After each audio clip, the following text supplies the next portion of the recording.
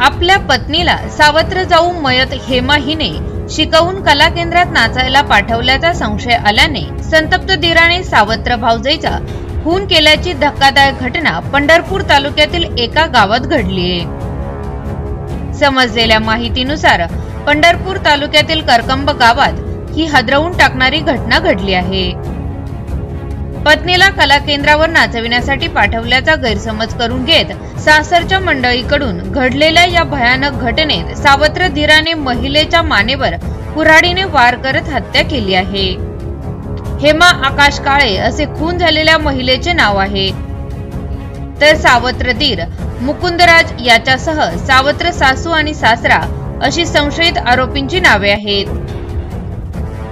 मुकुंदराजा याची पत्नी मागील 1 महिन्यापासून जामखेड येथे कला केंद्रावर नाचण्याकरता जात होती। आपल्या पत्नीला सावत्र जाऊ मयत हेमा हिने शिकवून पाठवल्याच्या संशयामुळे धीर, मुकुंदराज आणि सावत्र सासू सासरे हे सर्वजण आकाश आणि त्याची पत्नी हेमा यांच्यावर संतापलेले होते।